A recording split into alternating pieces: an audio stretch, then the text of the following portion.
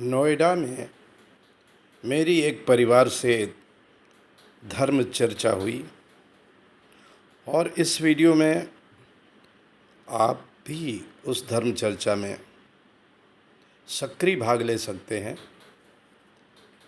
आप पूरा वीडियो अगर अंत तक देखें तो आपको उस धर्म चर्चा में भाग लेने का आनंद आएगा। कल मैं दिल्ली प्रवास के दौरान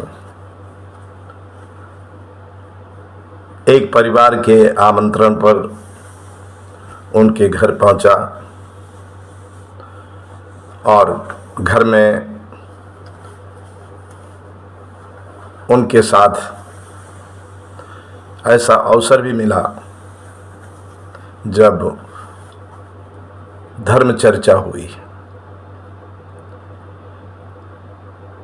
वे दोनों सपत्नीक इस चर्चा में बहुत ही रुचि ले रहे थे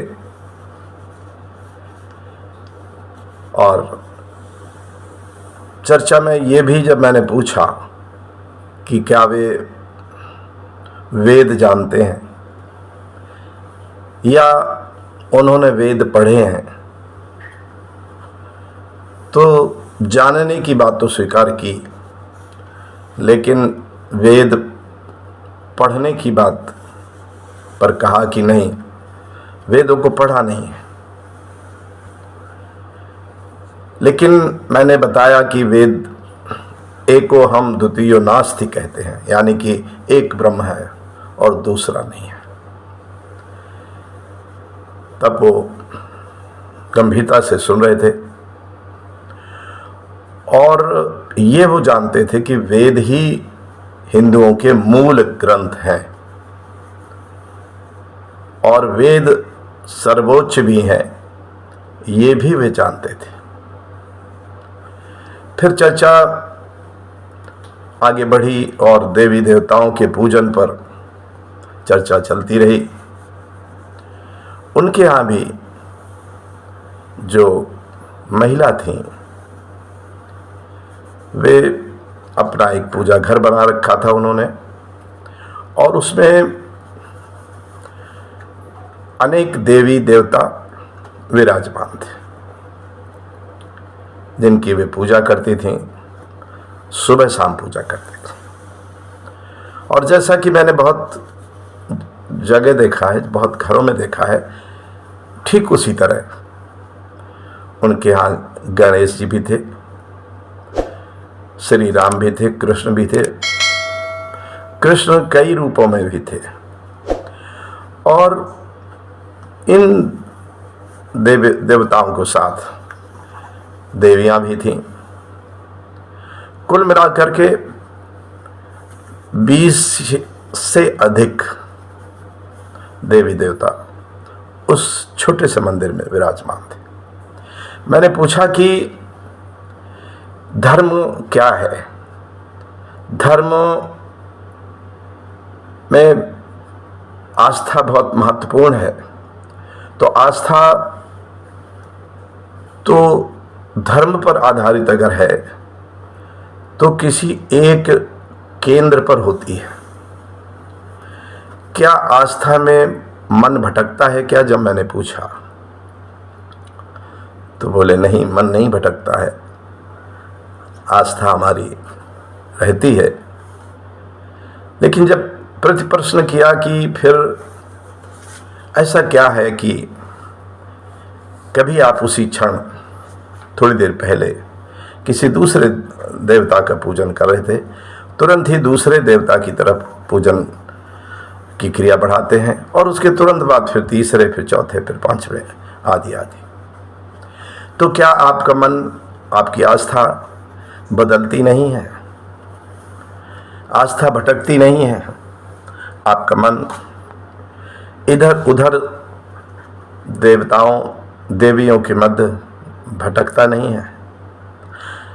अगर नहीं भटकता है तो ये पृथक पृथक क्यों, एक ही क्यों नहीं? एक जब वो ब्रह्म के रूप में आपको परमात्मा के दर्शन कराता है, आप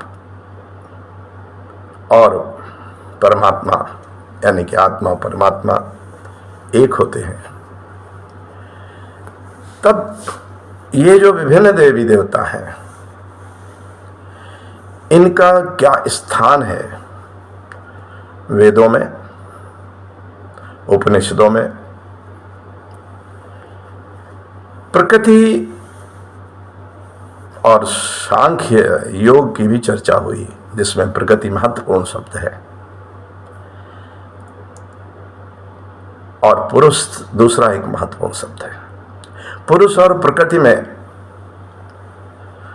यह तर्क स्वीकार्य नहीं है कि प्रकृति में ये सारे देवी देवता विद्यमान है। प्रकृति धर्म, तो जो भी प्रकृति में उपलब्ध धर्म है, जो प्रकृति के विभिन्न अवयव हैं, उनमें ये देवी देवता नहीं होते। वेदों में सूर्य है, चंद्र है और भांति भांति के जो प्रकृति के देवता हैं वे हैं, लेकिन बाद में ये पुराणों में, जो हिंदुओं के पुराण हैं, उनमें ये देवी और देवता सृजित हुए, बनाए गए और उनके आधार पर ये इनका पूजन, भजन, कीर्तन होता है। चर्चा लंबी नहीं चली, लेकिन